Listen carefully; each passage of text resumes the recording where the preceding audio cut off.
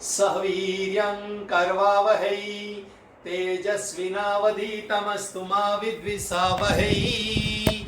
ઓમ શાંતિ શાંતિ શાંતિ.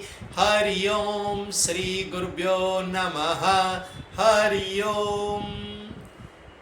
શ્રીમદ ભગવદ્ ગીતા અને એમાં આપણે પહેલા અધ્યાય ની શરૂઆત કરતા પહેલા ઉપોદ્ઘાત ભાષ્ય, ધ્યાન શ્લોક અને હવે 18 અધ્યાયની ટૂંકમાં માહિતી મેળવીએ છીએ કે જેથી આપણને પહેલા અધ્યાયની મહત્તા પૂરેપૂરી સમજાય કે પહેલો અધ્યાય એ 18 અધ્યાયનો પાયો છે. જેવી રીતે બિલ્ડિંગ ચણવામાં સૌથી પહેલું જે ખોદકામ થાય અને પાયો નખાય ને એ મજબૂત હોવો જોઈએ. તો પહેલા ખબર હોવી જોઈએ કે આખું બિલ્ડિંગ કેવું બનવાનું છે. અને એટલા માટે થઈને જ ઘણા બધા સંતો આવી રીતે પહેલા 18 અધ્યાયનો સાર સમજાવે છે અને પછી પહેલા અધ્યાયની શરૂઆત કરે છે. તો આપણે પહેલા અધ્યાયનો સાર, વિષાદ યોગનો સાર સમજી ચૂક્યા. પછી બીજો અધ્યાય છે સાંખ્ય યોગ અને એમાં પણ સાંખ્ય યોગમાં જ્ઞાન યોગ ભગવાને શરૂ કર્યો. કારણ ભગવાન દરેકને બુદ્ધિશાળી સમજે છે. આ શાસ્ત્રની પ્રણાલી છે કે ભગવાને તમને ને મને શ્રેષ્ઠ બુદ્ધિ આપી છે. તો જ્યારે ઉપદેશ આપે ને ત્યારે બધાને બુદ્ધિશાળી સમજતા હોય ને શ્રેષ્ઠ ટૂંકમાં ઉપદેશ આપી દેવામાં આવે. અને જો એ ઉપદેશ સમજી અને જ્ઞાન થઈ ગયું તો ભાઈ જય શ્રી કૃષ્ણ, આગળ વધવાની જરૂર નથી. પરંતુ એ જ્ઞાન સીધે સીધું આત્મજ્ઞાન ઉતરતું નથી અને એટલા માટે જ આપણો દુઃખ કે મોહનો નાશ થતો નથી. માટે બીજા અધ્યાયમાં જ ભગવાન 31મા શ્લોકથી 37મા શ્લોક સુધી કર્તવ્ય કર્મનો મહત્વ સમજાવ્યો અને કર્તવ્ય કર્મ કેવી રીતે કરવા એની સમજ આપણને બીજા અધ્યાયના 38મા શ્લોકથી 54મા શ્લોકમાં આપી. અને એના પર જ આપણે સમજ્યા કે પારમાર્થિક દ્રષ્ટિ એટલે કે જ્ઞાન નિષ્ઠા કે જ્ઞાન યોગની દ્રષ્ટિ પ્રાપ્ત કરવા માટે યોગ્યતા બુદ્ધિમાં ન હોય તો બીજો અધ્યાય આખો શીખી લીધો તમે બધાએ. હવે આપણી યોગ્યતા કદાચ નથી કે ભાઈ શીખી તો ગયા પણ આપણને આત્મજ્ઞાન તો થયું નહીં, મારો દુઃખનું નિવારણ તો થયું નહીં, મોહ ઓછો થયો નહીં. તો શું કરવું? તો એનું જ્ઞાન પણ બીજા અધ્યાય અને બીજા અધ્યાયથી લઈને 6થા અધ્યાય સુધી આપે છે. તો ભગવાન કહે છે કે જ્ઞાન તો તને મેં સ્પષ્ટ આપ્યું પરંતુ તને ઉતર્યું નથી ને એનો અર્થ અંતઃકરણની શુદ્ધિ નથી. અને અંતઃકરણની શુદ્ધિ કરવા માટે એના સાધન રૂપે ભગવાન કર્મયોગનો ઉપદેશ આપે છે. એક મિનિટ. કર્મયોગનો ઉપદેશ આપે છે અને કર્મયોગના ઉપદેશ આપતી વખતે ભગવાન કહે છે હે અર્જુન, તું તો નિષ્કામ કર્મ જ કર. કારણ તને ઉપદેશ આપ્યો પરંતુ ઉતરતો નથી, તારા ચહેરા પરથી દેખાતું નથી કે તને મોહ દૂર થઈ ગયો છે, હવે દુઃખ નથી. હજી એવું ને એવું જ દુઃખ દેખાતું હોય. એવું જ આપણું પણ છે કે ગીતા ભણી લઈએ, આખી ઉપનિષદો ભણી લઈએ, કેટલાય પ્રવચનો લોકડાઉન દરમિયાન પણ સાંભળ્યા પરંતુ દુઃખ કે મોહ દૂર નથી થતો. કઈ વાંધો નહીં, સાંભળવાનું ચાલુ રાખવાનું પરંતુ સાધનોનું અનુષ્ઠાન કરવાનું. અને એ છે કર્મયોગ કે તું નિષ્કામ કર્મ કર. એટલે કર્તવ્ય કર્મ તો કર, કર્તવ્યમાં બાંધછોડ નહીં કર પરંતુ નિષ્કામ ભાવે એટલે કોઈ પણ પ્રકારના રિવોર્ડ કે સ્વાર્થ કે કામનાથી પ્રેરાઈને કર્તવ્ય કર્મ કર નહીં. માન સન્માનની પણ ભાવના ન હોવી જોઈએ કર્તવ્ય કર્મ કરતી વખતે. કર્તવ્ય કર્મ કરી લે પછી શું કરવાનું? તો કે કર્મને ઈશ્વરને અર્પણ કરી દેવાનું. ભગવાન, મેં તને સાક્ષીમાં રાખી અને મેં મારું કર્તવ્ય કર્યું છે, હવે તું જાણે અને આ તારું કર્મ જાણે. એટલે પહેલા કર્મને સમર્પિત કરવાનું ભગવાનને. ધારો કે નોકરી કરવાનું કામ, ભગવાન મેં નિષ્ઠાથી 1 મહિનો નોકરી કરી છે, આ કર્મ તને અર્પિત. હવે તારે પગાર આપો કે ના આપો, કે ઓછો આપો, વધારે આપો, બોસ ખુશ થાય ન ખુશ થાય, બધું તારા પર. મારું કર્મ મેં તને સમર્પિત કરી દીધું. એ રીતે બહેનો પણ ઘરના કામો કરે, કોઈ જસ આપે કે ન આપે, કોઈ જુએ કે ન જુએ. ઘણા લોકો આજની પેઢીને એવું છે કે ઘરના રસોડાના કામ કરીએ, ઘરના કામ કરીએ તો કોઈ કિંમત જ હોતી નથી, કોઈને કદર જ હોતી નથી, તો પછી શું કરવાનું? અને એમાંય દીકરીની માઓ દીકરીઓને આ સલાહ બહુ આપે કે ભાઈ જો મેં તો આખી જિંદગી રસોડામાં કાઢી, મારી કોઈ કદર થઈ નહીં, ઘરને સંભાળ્યું, છોકરાઓને મોટા કર્યા, મારી કોઈ કદર કરી નહીં. તું એવું કરતી નહીં, તું તારે નોકરી જ કરજે અને તું તારું કેરિયર બનાવજે, તો જ કિંમત છે.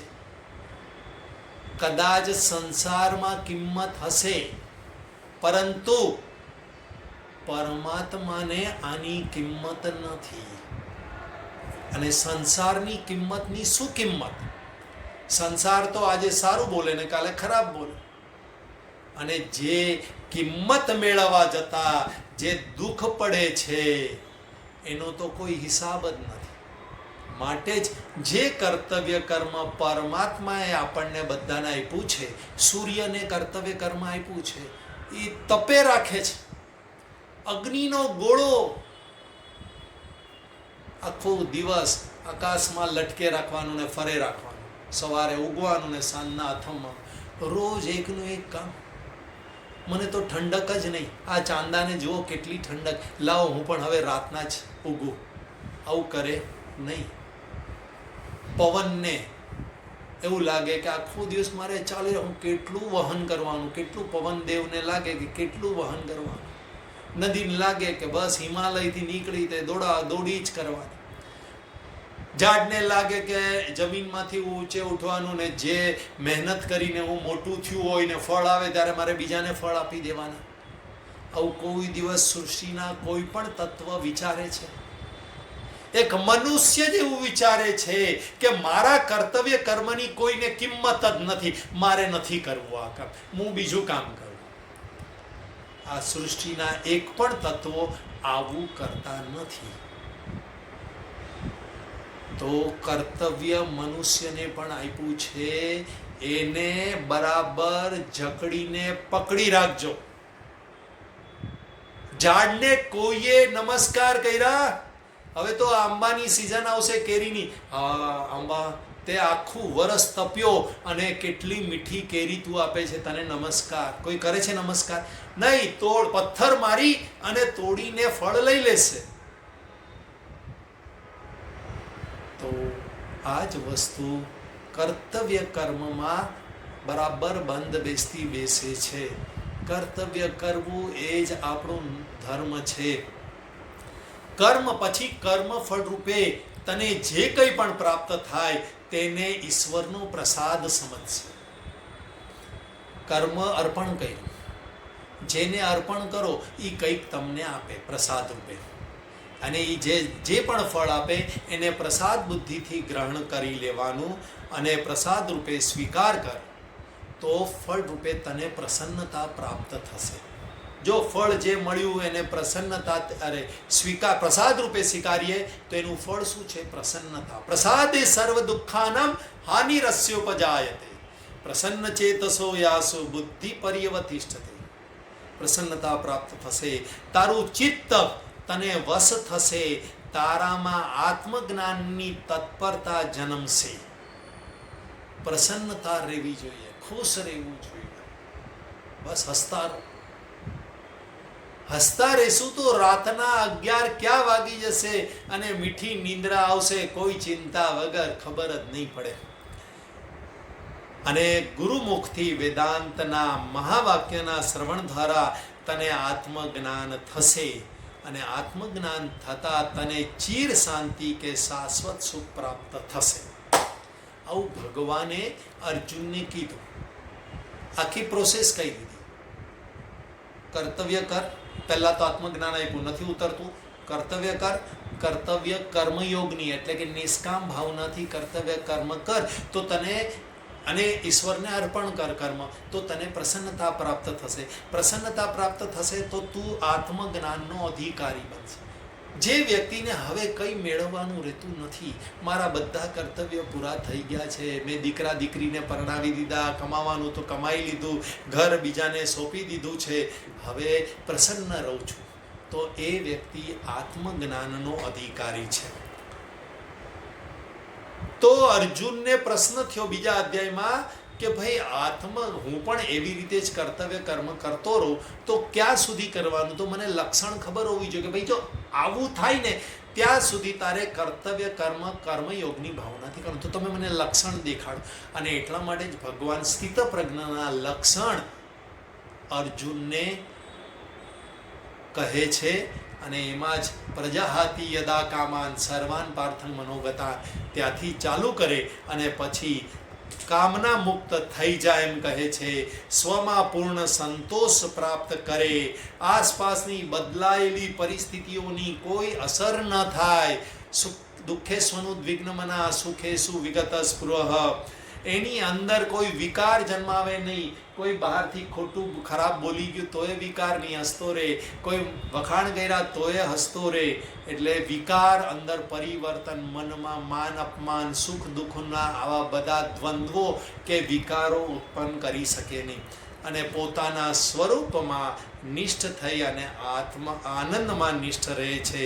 અને આવી વ્યક્તિ છેલ્લે એસા બ્રાહ્મી સ્થિતિ પાર્થ નૈનામ પ્રાપ્ય વિમુયથી, આવો વ્યક્તિ બ્રાહ્મી સ્થિતિમાં નિષ્ઠ થઈ જાય છે, બ્રહ્મમાં નિષ્ઠ થઈ જાય છે. આ જ સર્વ મનુષ્યનું ધ્યેય છે. બીજો અધ્યાય અહીંયા પૂરો થયો. હવે ત્રીજા અધ્યાયમાં જે ભગવાને કર્મયોગનો ઉપદેશ આપ્યો હતો એ હજી સમજાણો ન હોય એટલા માટે ભગવાન અર્જુનના ચહેરા તરફ જુએ છે કે મેં જો જ્ઞાનયોગ કીધો, કર્મયોગ કીધો, સ્થિત પ્રજ્ઞાના લક્ષણ કીધા, હવે જય શ્રી કૃષ્ણ કરીને એણે યુદ્ધ કરવાનું ચાલુ કરવું જોઈએ, પરંતુ હજી યુદ્ધ કરતો નથી. એનો મતલબ એમ થયો કે એને કર્તવ્ય સમજાતું નથી, એને હજી ભાગી જવું છે, એને કર્તવ્ય કેવી રીતે કરવું કે જેનાથી તું છિટકે નહીં એ પણ નથી સમજાતું, હજી મોહ ગયો નથી. એટલે મારે એકડે એકથી શરૂઆત કરવી પડશે. એટલે ત્રીજા અધ્યાયથી 18મા અધ્યાય સુધી ભગવાન ધીરે ધીરે આ જ વિષયને સમજાવે છે. એટલે જે વિષય બીજા અધ્યાયમાં કર્મયોગનો ચાલુ કર્યો હતો એ જ વિષયને ત્રીજા અધ્યાયમાં હજુ વિસ્તારથી સમજાવે છે કે અર્જુન, તું અત્યારે જે નિષ્ક્રિય બની ગયો છે ને એવો નિષ્ક્રિય નહીં બન. નહીં કશ્ચિત ક્ષણમપી જાતુ તિષ્ઠત્ય કર્મકૃત કાર્યતે યવસ કર્મ સર્વ પ્રકૃતિ જૈર્ગુણે. તું નિષ્ક્રિય છે, અત્યારે પાછળ જઈને બેસી ગયો છે, તું એવું કરી જ નહીં શકે. કારણ શું કે પ્રકૃતિ તારી પાસે કર્મ કરાવ્યા વગર રહેશે જ નહીં. એટલે નિષ્ક્રિય નહીં બનતો. અને તું એમ સમજે કે હું નિષ્ક્રિય બની સાધુ બની જાઉં અને જંગલમાં જઈને બેરું તો નહીં, પોસિબલ જ નથી.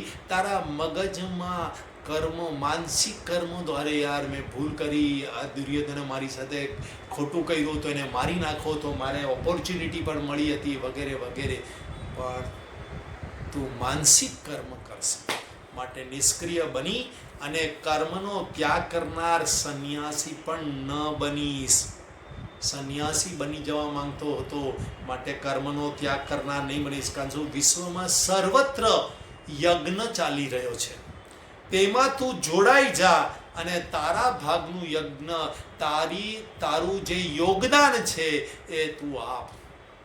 આ સૃષ્ટિ એક ચક્ર છે, એવમ પ્રવર્તિત ચક્ર નાનું વર્તયતી અઘાયુ ઇન્દ્રિયારામ મોઘમ પાર્થસ જીવતી. આ ચક્રમાં આપણે બધા કડી છીએ, તમે ને હું બધા. અર્જુન એકલો નહીં, તમે ને હું બધા કડી છીએ.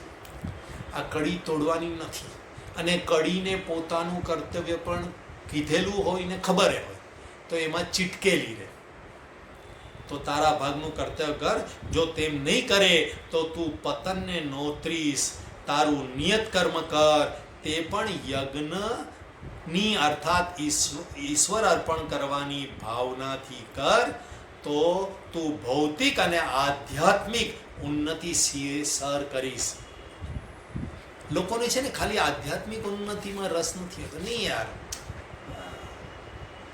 ભગવાન ખુશ થશે, ભગવાનને અર્પણ કરો, આમાં રસ નથી. ભૌતિક મને શું લાભ મળે? તો કે તું આ યુદ્ધ પણ જીતીશ, કર્તવ્ય કર્મ કરશે તો ભૌતિક લાભે થશે અને આધ્યાત્મિક એટલે પારમાર્થિક લાભ પણ તને થશે. અને માટે જ ઈશ્વરને કર્મ અર્પણ કરવાથી તારું અંતઃકરણ શુદ્ધ થશે. તો જે તને ભૌતિક લાભ મળશે ને એમાં પણ તું ખુશ રહેશે. એટલે બે પ્રકારના લાભ છે. જોજો, જે વ્યક્તિનું અંતઃકરણ શુદ્ધ ન હોય, રાગ દ્વેષ ઈર્ષાવાળો હોય ને, એની પાસે કરોડો રૂપિયા હોય ને તો એ દુઃખી છે. પણ જે વ્યક્તિનું અંતઃકરણ શુદ્ધ હોય, સંતોષી જીવ હોય અને એને થોડાક પણ પૈસા મળે અને થોડીક પણ સુવિધા હોય તો આનંદ છે એકદમ. આપણને કોઈ ફિકર નથી, કંઈ નહીં, બધું બરાબર છે. ભગવાને બધું બરાબર આપ્યું છે. એટલે સુખનો આધાર, ભૌતિક સુખ, સાંસારિક સુખનો આધાર પણ અંતઃકરણની શુદ્ધિ છે. મન ચંગા તો કઠરોત મેં ગંગા. એટલે મન સારું હશે તો ઓલી નાનકડી કઠોળ થશે ને એમાં પણ આખી ગંગા છે એવો ભાવ થશે. બસ આટલું છે ને એ પણ મારા માટે બહુ છે, ઇનફ છે. એટલે અંતઃકરણ શુદ્ધ બે લાભ આપે છે. એક, સાંસારિક સુખ પણ તમે એન્જોય કરી શકશો, એટલે કે ભૌતિક સુખ પણ એન્જોય કરી શકશો. અને પારમાર્થિક એટલે જ્ઞાન માર્ગમાં તમે આગળ વધી અને દિવસે દિવસે તમને સમજ પ્રાપ્ત થતી જશે, એનો પણ આનંદ હશે. અરે આજે તો યાર એટલી, ઘણા બધાના આવા ફોન, સર આજે તો એટલી મજા આવી સર. આ કેવી રીતે છે? મારે લીધે નથી, હું તો એકનું એક બોલું છું. દરરોજ પૂરી નિષ્ઠાથી સારામાં સારું બોલવાની કોશિશ કરું છું. પરંતુ તમારું અંતઃકરણ શુદ્ધ થતું જાય એમ સત્સંગમાં પણ તમને આનંદ આવતો જાય. એટલે અંતઃકરણ શુદ્ધ થવાથી ભૌતિક આનંદ તો મળશે પરંતુ આધ્યાત્મિક આનંદ પણ મળશે એવું ભગવાને અર્જુનને કીધું. બાકી તું જો આ માર્ગમાં નહીં ચાલીશ તો કામ અને ક્રોધ તો તારી પાછળ પડેલા જ છે. જે મહાખાઉદરા છે, જે પાપી છે. કામ એસ ક્રોધ એસ રજોગુણ સમુદ્ભવ મહાસનો મહાપાપમાં વિદ્યેના મિહમ વેરીણમ. તારા વેરી તો પાછળ પડેલા જ છે. તું જો બરાબર નિષ્કામતાના ભાવમાં આગળ નહીં વધે તો તારા વેરી તને પકડવા બેઠેલા છે. એ વેરી બહાર નથી, આપણી અંદર જ છે. કામ, ક્રોધ, લોભ, મોહ, મદ, મત્સર, સડ વિકારો બધા આપણી અંદર જ છે. આવું ભગવાને ત્રીજા અધ્યાયમાં અંતે ભગવાને સાવધાન પણ કર્યો અને રસ્તો પણ બતાડ્યો. ચોથો અધ્યાય જ્ઞાન કર્મ સંન્યાસી યોગ. જ્ઞાન દ્વારા કર્મનો સંન્યાસ અથવા તો કર્મ સંન્યાસ પછી જ્ઞાન, બંને અર્થ થાય. કર્મનો ત્યાગ કરો એટલે કે કર્મની આસક્તિ, ફળની આસક્તિનો ત્યાગ કરો તો જ્ઞાન પ્રાપ્ત થાય. અથવા તો જ્ઞાન પ્રાપ્ત કરો અને કર્મનો સાચો સંન્યાસ મેળવો. એટલે જ્ઞાન કર્મ સંન્યાસ યોગમાં ભગવાન અકર્મનો ઉપદેશ આપે છે. ભગવાન આ ત્રીજા અધ્યાય પછી ચોથા અધ્યાયમાં 4 વિષય લે છે. એક તો સગુણ ભગવાનનો પ્રભાવ અને કર્મયોગનો વિષય. આ બંને પહેલા ભાગમાં કહે છે. એવું છે કે ભગવાનને કર્મ અર્પણ કરવાનું, પણ ભગવાન વિશેની સમજ જ ન હોય તો કોને અમારે અર્પણ કરવું? તો ભગવાન વિશેની સમજ આપે છે કે અજોપી સન્વે આત્મા ભૂતાનામ ઈશ્વર્યુપી સન. પ્રકૃતિમ સ્વામધિષ્ઠાય સંભવામ આત્મમાયયા. ભગવાન કેવા છે? તો કે અજ છે, અવ્યય છે, ભૂતોના ઈશ્વર છે, પ્રકૃતિને પોતાને અધિષ્ઠ કરી અને પોતાની માયા દ્વારા આ જગતની ઉત્પત્તિ કરેલી છે. આમ સગુણ ભગવાનનો પ્રભાવ કેવો છે. પછી યદા યદા ઈ ધર્મસ્ય અને એની વાત કરે છે. પછી યોગી મહાત્મા પુરુષોના આચરણ અને એમનો મહિમા વર્ણવે છે. એટલે જે વ્યક્તિ જ્ઞાનનિષ્ઠ બની ગયો છે એના મહાત્માના આચરણ કેવું હોય છે ને એનો મહિમા કેવો હોય છે એના વિશે વર્ણન કરે છે. તો કેવી રીતે વર્ણન કરે છે? તો કે કર્મણ્ય અકર્મય પશ્યેત અકર્મણી ચ કર્મય સબુદ્ધિમાન મનુષ્યેષુ સયુક્ત કર્મ કૃષ્ણકૃત. એટલે આ ચોથા અધ્યાયમાં જ્ઞાની કે યોગી કેવો છે? તો કે કર્મમાં અકર્મ અને અકર્મમાં કર્મનો દર્શન કરે છે. અને એના વિશે વિસ્તારથી માહિતી આપી. અને પછી ભગવાન અલગ અલગ પ્રકારના યજ્ઞોનું વર્ણન કરે છે. એટલે આવા જ્ઞાનીઓ આચરણ કરે અને એનો મહિમા સમજાવ્યા પછી એના ફળનું કથન કરે છે. અને પછી અલગ અલગ પ્રકારના યજ્ઞો એટલે નિષ્કામ કર્મ યોગ કેવી રીતે કરવું એમાં અલગ અલગ ઘણા બધા રસ્તા છે. એમાં બ્રહ્માર્પણ બ્રહ્મ હવિથી શરૂ કરે છે એવા યજ્ઞ, જ્ઞાન યજ્ઞ, ઇન્દ્રિય જુવતી યજ્ઞ વગેરે યજ્ઞનું વર્ણન કરે છે. અને પછી યજ્ઞના વર્ણન પછી ભગવાન કહે છે કે જ્યારે તું યજ્ઞીય જીવન જીવતો હોય ત્યાર પછી તારે કર્મયોગની સિદ્ધિ થાય, અંતકરણ શુદ્ધ થાય ત્યારે તારે ગુરુના શરણે જવું જોઈએ. તદ્વિધિ પ્રણિપાતેન પરિપ્રશ્નેન સેવયા ઉપદેશ્યંતિ તે જ્ઞાનમ જ્ઞાનિનસ તત્વદર્શિભિ. કર્મયોગમાં અટકવાનું નહીં. આપણા બધાનું એવું છે બસ અમે થોડીક સેવા કરી ને બસ સર બહુ થઈ ગયું એમાં અટકી જઈએ છે. નહીં, કર્મયોગ પછી ખરી તપસ્યા શરૂ થાય છે. જ્ઞાનરૂપી તપ જે બ્રહ્માજીએ કર્યું હતું એ જ જ્ઞાનરૂપી તપ ચાલુ થાય છે. અને એના માટે શરણાગતિ, સેવામાં શરણાગતિની બહુ જરૂર નથી હોતી. પરંતુ જ્ઞાન યોગમાં અહીંયા જ્ઞાન કર્મ સંન્યાસ યોગ છે. યજ્ઞીય કર્મ કરતા કરતા આપણે કર્મોને નિષ્કામ ભાવે કર્યું એટલે કર્મનો સંન્યાસ જ થઈ ગયો. જે કર્મનું તમારે ફળ ન જોઈતું હોય એ કર્મને તમારા કહેવાય જ કેવી રીતે? સમષ્ટિના કહેવાય. એટલે પછી જ જ્ઞાનના શરણે જવું અને એ જ્ઞાન નિષ્ઠાને પ્રાપ્ત કરી અને જ્ઞાની બની જવું એ જ જ્ઞાન કર્મ સંન્યાસ યોગનો મહિમા પછી વર્ણવે છે. છેલ્લે અંતે જ્ઞાન કર્મ સંન્યાસ યોગનું કેટલું મહત્વ છે એ વર્ણન કરે છે. પછી આવે છે 5મો અધ્યાય જે છે કર્મ સંન્યાસ યોગ. કર્મ સંન્યાસ યોગમાં ભગવાન સાંખ્ય યોગ એટલે હવે આ આખું ટોપિક ચાલે છે નિષ્કામ કર્મયોગનું. જે 6થા અધ્યાય સુધી મેં વાત કરી હતી તમને કે મુખ્ય તો કર્મયોગ કરાવડાવો છે ભગવાને અર્જુન પાસે. પરંતુ કર્મયોગ એમ નહીં થાય જ્યાં સુધી તમારી પાસે ધ્યેય ન હોય ત્યાં સુધી કર્મયોગ થાય નહીં, કોઈ પણ કર્મ ન થાય. તો અહીંયા આગળ અર્જુનને શું કરવું હતું? તો કે યુદ્ધ છોડી જંગલમાં જઈ સંન્યાસી લઈ અને જ્ઞાન શ્રેષ્ઠ છે તો જ્ઞાન પ્રાપ્ત કરવું હતું. તો ભગવાન કહે છે કે જ્ઞાન યોગ એટલે સાંખ્ય યોગ અને કર્મયોગ આ બે જુદા નથી, એક જ રસ્તાના બે પડાવ છે. એટલે ભગવાન કહે છે સાંખ્ય યોગો પૃથક બાલાહ પ્રવદંતી ન પંડિતાહ એકમ અભ્યાસિત સમ્યક ઉભયોર વિંદતે ફલમ. એકમાં જે સ્થિત થઈ ગયો હોય એને બંનેનું ફળ મળી જાય છે. એટલે જો નિષ્ઠાપૂર્વક કર્મયોગ કરો તો જ્ઞાનની રુચિ, જ્ઞાનમાં તમને પ્રેમ થવા જ લાગે. અને જ્ઞાન નિષ્ઠા પણ એટલે કે શ્રવણ મનન અને નિધિધ્યાસન કર્યું તો આપોઆપ જગતની સેવા થવા લાગી. એટલે એકને બરાબર નિષ્ઠાપૂર્વક કરો તો બીજું થાય, પણ બંને કરવા તો પડશે જ. એટલે સાંખ્ય અને નિષ્કામ કર્મયોગનો વિષય સમજાવે છે. અને પછી સાંખ્ય યોગી અને નિષ્કામ કર્મયોગીના લક્ષણ અને એનો મહિમા પણ ભગવાન 5મા અધ્યાયમાં સમજાવે છે. બંનેના લક્ષણ અલગ છે. કર્મયોગી અલગ પ્રકારનું જીવન જીવે છે.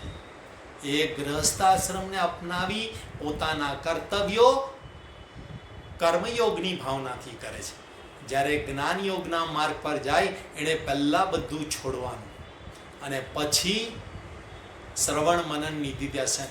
આવા લક્ષણ પણ ભગવાન સમજાવે છે કે ભાઈ તું એમને તું સીધો સંન્યાસ લઈ લેશે તો સંન્યાસસ્તુ મહાબાહો દુઃખમ આપતું યોગતઃ અયોગતઃ. તે યોગ નહીં કર્યો એટલે કર્મયોગ નહીં કર્યો તો દુઃખ પડશે. સંન્યાસસ્તુ મહાબાહો દુઃખમ આપતું યોગતઃ. યોગયુક્તો મુનિર બ્રહ્મા નચિરેણાધિગચ્છતિ. તરત યોગયુક્ત હશે, મુનિ હશે, એ બ્રહ્મને તરત પ્રાપ્ત થશે. આવું સુંદર વર્ણન 5મા અધ્યાયમાં કરે છે.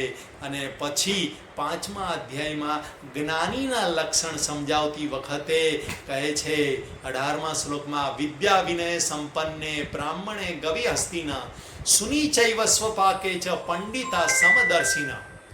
પંડિતો સમદર્શી હોય છે. શેમાં?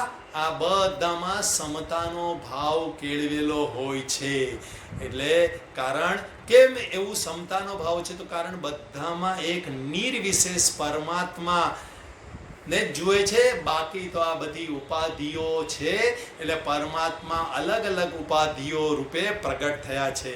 સર્વત્ર સમાન રીતે વિદ્યમાન આત્મામાં જેનું મન નિષ્ઠ છે અને તેની ઉપાધિની વિષમતાઓની અસરથી જે મુક્ત છે.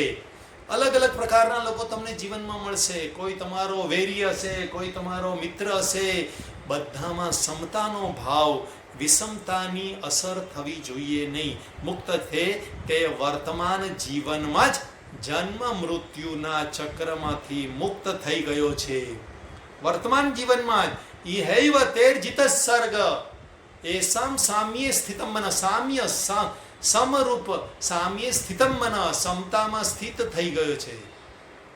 ઇહૈવ તેર્જિત સર્ગ એસામ સામ્યે સ્થિતમ મનઃ નિર્દોષમી સમમ બ્રહ્મ તસ્માત બ્રહ્મણી તે સ્થિતા. એ નિર્દોષ બ્રહ્મમાં, સમબ્રહ્મમાં જે સ્થિત થઈ ગયો છે એને આખા જગત પર વિજય પ્રાપ્ત કરી લીધો છે. આપણે બધા સિકંદરની જેમ જગત પર વિજય પ્રાપ્ત કરવા નીકળ્યા છે. કોઈ સ્વીકારશે નહીં, પરંતુ એ ભાવ તો છે કે મારું ઘરના બધાએ સાંભળવું જોઈએ, હું કહું એ પ્રમાણે ચાલવું જોઈએ. આ જ ભાવને કહેવાય જીતવું છે. બધાને જીતવું છે. પ્રેમથી કે કડક રહીને કે ગમે તે રીતે મારું ચાલવું જોઈએ ઘરમાં, આવું દરેકને છે. એનો જ અર્થ છે જીતવું છે. તો એ જ ભગવાન કહે છે કે તમારે જગતને 2-5 વ્યક્તિને નહીં, તમારે તો જગતને જીતવાનું છે. જગતને જીતવું એટલે સમબ્રહ્મમાં સ્થિત થઈ જવું, એ જગતને જીતી શકે છે. અહીંયા સુધી 5મા અધ્યાયની વાત કરી. આવતા વખતે 6થા અધ્યાયથી આગળ સાર લેશું. એના પહેલા બુધવાર છે. હવે એ બુધવારે જે આપણી ભવિષ્યમાં માતૃભાષાની શિબિરો આવવાની છે એના પર થોડીક 5:30 પછી, એટલે જે પણ અહીંયા હાજર છે એ બધાને એક પેમ્પલેટ મળી ગયું હશે. 1 મિનિટ. આશાબેને આ લિસ્ટ બધાને મોકલ્યું હતું અને આ લિસ્ટ જે બધાને મળી ગયું છે એને વોટ્સઅપ પર મળ્યું હોય તો પ્રિન્ટ આઉટ કાઢી અને પોતાની સોસાયટીમાં લગાડી છે. એટલું તો નિષ્કામ કર્મ કરે. જો તમને ખરેખર પરમાત્મા પ્રાપ્તિ કરવી હોય અને આટલા વર્ષોનો સત્સંગ ઉતર્યો હોય તો આટલું તો નિષ્ઠાપૂર્વક કામ કરે કે તમને બધાને વોટ્સઅપ પર આ લિસ્ટ મળ્યું છે. પોતાની સોસાયટીના જેટલી પણ વિંગ છે એના નોટિસ બોર્ડ પર લગાડો. ભવિષ્યની પેઢી તમારી જેમ સત્સંગ કરી શકે એના માટે આપણે નિષ્કામ કર્મયોગ કરવાનો છે. અને તમારી આજુબાજુમાં જે શિબિરો હોય એમાં નિષ્ઠાપૂર્વક બધા ભણાવવા માટે પણ જાઓ એવી મારી હૃદયપૂર્વકની ઈચ્છા છે. જો તમને એવું લાગ્યું હોય કે મેં નિષ્ઠાપૂર્વક 2 વર્ષથી ભણાવ્યું છે તમને, તો તમારે ખાલી 20 દિવસ નિષ્ઠાપૂર્વક આજુબાજુમાં બધે જ્યાં લિસ્ટની અંદર તમારા ઘરની આજુબાજુમાં જ્યાં પણ શિબિર હોય ત્યાં આગળ ભણાવવા ચોક્કસ જજો. અને ભણાવવું કેવી રીતે એના માટે બુધવારે થોડોક સમય વધારે રાખજો. સાંજનું કામ થોડું પહેલાં કરી લેજો, એટલે 4:45 થી 6 વાગ્યા સુધી અડધો કલાક, એટલે 5:30 પછી અડધો કલાક બધાને એક સામાન્ય માહિતી આપણે શિબિર માટેની આપવાના છે. તો ચોક્કસ રહેજો. આજે જે હાજર નથી એ લોકોને પણ આશાબેન મેસેજ મોકલશે, તો બધા હાજર રહેજો. ત્યારે 2 લિંક હશે, એટલે પ્રવચનમાં પણ આવી શકશો અને પછી તમે કન્ટિન્યુ રહી શકશો. હરિઓમ.